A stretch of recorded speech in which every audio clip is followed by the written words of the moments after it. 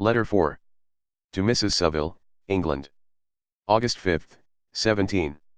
So strange an accident has happened to us that I cannot forbear recording it, although it is very probable that you will see me before these papers can come into your possession. Last Monday, July 31st, we were nearly surrounded by ice, which closed in the ship on all sides, scarcely leaving her the sea room in which she floated.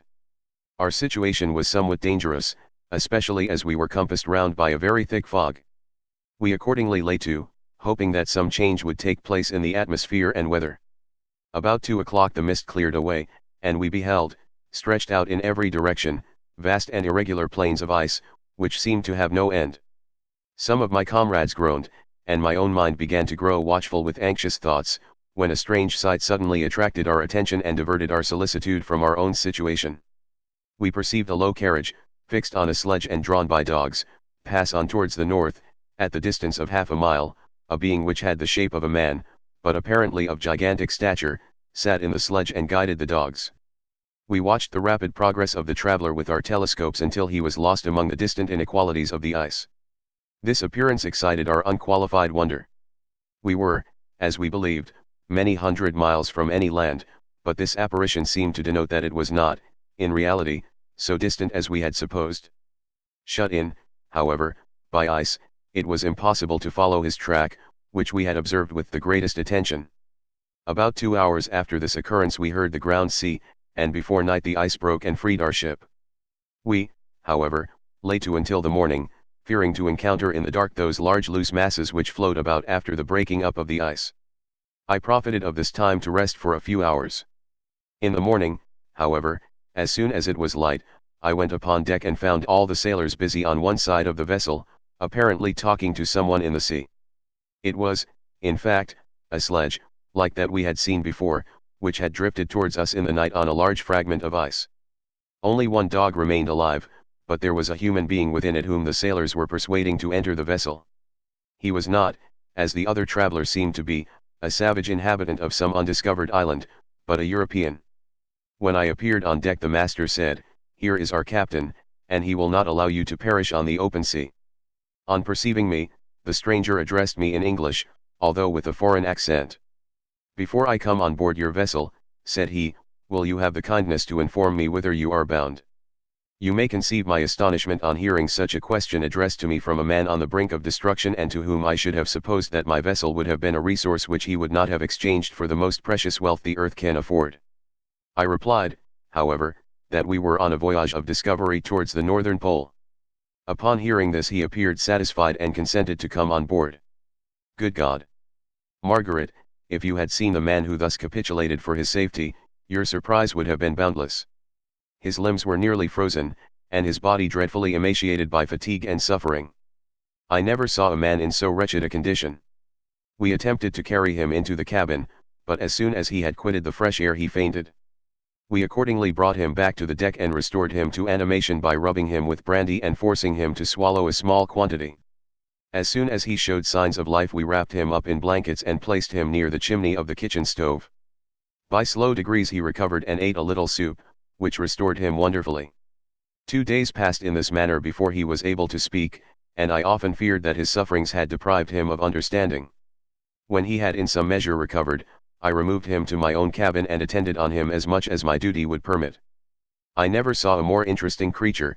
His eyes have generally an expression of wildness, and even madness, but there are moments when, if anyone performs an act of kindness towards him or does him any the most trifling service, his whole countenance is lighted up, as it were, with a beam of benevolence and sweetness that I never saw equalled. But he is generally melancholy and despairing, and sometimes he gnashes his teeth, as if impatient of the weight of woes that oppresses him. When my guest was a little recovered I had great trouble to keep off the men, who wished to ask him 1,000 questions, but I would not allow him to be tormented by their idle curiosity, in a state of body and mind whose restoration evidently depended upon entire repose. Once, however, the lieutenant asked why he had come so far upon the ice in so strange a vehicle. His countenance instantly assumed an aspect of the deepest gloom, and he replied, "To seek one who fled from me." "And did the man whom you pursued travel in the same fashion?" "Yes." "Then I fancy we have seen him, for the day before we picked you up we saw some dogs drawing a sledge, with a man in it, across the ice." This aroused the stranger's attention, and he asked a multitude of questions concerning the route which the daemon, as he called him, had pursued. Soon after, when he was alone with me, he said, "I have, doubtless, excited your curiosity, as well as that of these good people, but you are too considerate to make inquiries. Certainly, it would indeed be very impertinent and inhuman in me to trouble you with any inquisitiveness of mine. And yet you rescued me from a strange and perilous situation, you have benevolently restored me to life." Soon after this he inquired if I thought that the breaking up of the ice had destroyed the other sledge. I replied that I could not answer with any degree of certainty, for the ice had not broken until near midnight, and the traveler might have arrived at a place of safety before that time, but of this I could not judge. From this time a new spirit of life animated the decaying frame of the stranger. He manifested the greatest eagerness to be upon deck to watch for the sledge which had before appeared, but I have persuaded him to remain in the cabin, for he is far too weak to sustain the rawness of the atmosphere. I have promised that someone should watch for him and give him instant notice if any new object should appear in sight. Such is my journal of what relates to this strange occurrence up to the present day. The stranger has gradually improved in health but is very silent and appears uneasy when anyone except myself enters his cabin. Yet his manners are so conciliating and gentle that the sailors are all interested in him, although they have had very little communication with him. For my own part, I begin to love him as a brother, and his constant and deep grief fills me with sympathy and compassion. He must have been a noble creature in his better days, being even now in wreck so attractive and amiable. I said in one of my letters, "My dear Margaret, that I should find no friend on the wide ocean, yet I have found a man who, before his spirit had been broken by misery, I should have been happy to have possessed as the brother of my heart." I shall continue my journal concerning the stranger at intervals, should I have any fresh incidents to record. August 13, 17. My affection for my guest increases every day. He excites at once my admiration and my pity to an astonishing degree. How can I see so noble a creature destroyed by misery without feeling the most poignant grief? He is so gentle, yet so wise, his mind is so cultivated, and when he speaks, although his words are culled with the choicest art, yet they flow with rapidity and unparalleled eloquence. He is now much recovered from his illness and is continually on the deck, apparently watching for the sledge that preceded his own. Yet, although unhappy, he is not so utterly occupied by his own misery but that he interests himself deeply in the projects of others. He has frequently conversed with me on mine, which I have communicated to him without disguise. He entered attentively into all my arguments in favor of my eventual success and into every minute detail of the measures I had taken to secure it. I was easily led by the sympathy which he evinced to use the language of my heart, to give utterance to the burning ardor of my soul and to say, with all the fervor that warmed me, how gladly I would sacrifice my fortune, my existence, my every hope, to the furtherance of my enterprise. One man's life or death were but a small price to pay for the acquirement of the knowledge which I sought, for the dominion I should acquire and transmit over the elemental foes of our race. As I spoke, a dark gloom spread over my listener's countenance. At first I perceived that he tried to suppress his emotion, he placed his hands before his eyes, and my voice quivered and failed me as I beheld tears trickle fast from between his fingers, a groan burst from his heaving breast. I paused, at length he spoke, in broken accents, "Unhappy man! Do you share my madness? Have you drunk also of the intoxicating draught? Hear me, let me reveal my tale, and you will dash the cup from your lips." Such words, you may imagine, strongly excited my curiosity, but the paroxysm of grief that had seized the stranger overcame his weakened powers, and many hours of repose and tranquil conversation were necessary to restore his composure. Having conquered the violence of his feelings, he appeared to despise himself for being the slave of passion, and quelling the dark tyranny of despair, he led me again to converse concerning myself personally. He asked me the history of my earlier years. The tale was quickly told, but it awakened various trains of reflection.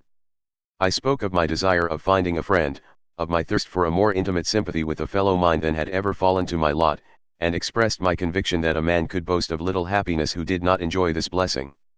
"I agree with you," replied the stranger, "we are unfashioned creatures, but half made up. If one wiser, better, dearer than ourselves such a friend ought to be, do not lend his aid to perfectionate our weak and faulty natures. I once had a friend, the most noble of human creatures, and am entitled, therefore, to judge respecting friendship. You have hope, and the world before you, and have no cause for despair. But I have lost everything and cannot begin life anew. As he said this his countenance became expressive of a calm, settled grief that touched me to the heart. But he was silent and presently retired to his cabin. Even broken in spirit as he is, no one can feel more deeply than he does the beauties of nature. The starry sky, the sea, and every sight afforded by these wonderful regions seem still to have the power of elevating his soul from earth. Such a man has a double existence. He may suffer misery and be overwhelmed by disappointments, yet when he has retired into himself, he will be like a celestial spirit that has a halo around him, within whose circle no grief or folly ventures. Will you smile at the enthusiasm I express concerning this divine wanderer? You would not if you saw him. You have been tutored and refined by books and retirement from the world, and you are therefore somewhat fastidious, but this only renders you the more fit to appreciate the extraordinary merits of this wonderful man. Sometimes I have endeavored to discover what quality it is which he possesses that elevates him so immeasurably above any other person I ever knew.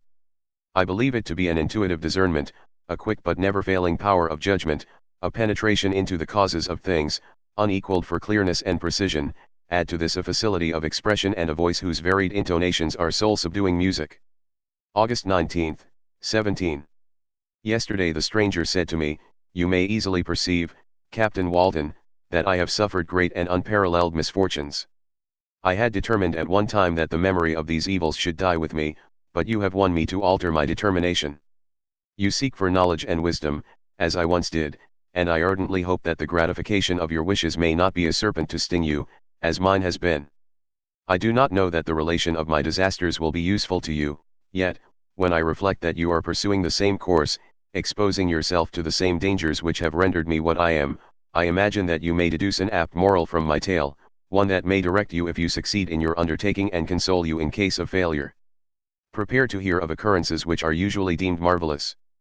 Were we among the tamer scenes of nature I might fear to encounter your unbelief, perhaps your ridicule, but many things will appear possible in these wild and mysterious regions which would provoke the laughter of those unacquainted with the ever-varied powers of nature, nor can I doubt but that my tale conveys in its series internal evidence of the truth of the events of which it is composed. You may easily imagine that I was much gratified by the offered communication, yet I could not endure that he should renew his grief by a recital of his misfortunes. I felt the greatest eagerness to hear the promised narrative, partly from curiosity and partly from a strong desire to ameliorate his fate if it were in my power. I expressed these feelings in my answer. "I thank you," he replied, "for your sympathy, but it is useless, my fate is nearly fulfilled. I wait but for one event, and then I shall repose in peace. I understand your feeling," continued he, perceiving that I wished to interrupt him, "but you are mistaken, my friend. If thus you will allow me to name you, nothing can alter my destiny. Listen to my history, and you will perceive how irrevocably it is determined." He then told me that he would commence his narrative the next day when I should be at leisure. This promise drew from me the warmest thanks. I have resolved every night, when I am not imperatively occupied by my duties, to record, as nearly as possible in his own words, what he has related during the day. If I should be engaged, I will at least make notes. This manuscript will doubtless afford you the greatest pleasure, but to me, who know him, and who hear it from his own lips, with what interest and sympathy shall I read it in some future day. Even now, as I commence my task, his full-toned voice swells in my ears, his lustrous eyes dwell on me with all their melancholy sweetness, I see his thin hand raised in animation, while the lineaments of his face are irradiated by the soul within. Strange and harrowing must be his story, frightful the storm which embraced the gallant vessel on its course and wrecked it thus.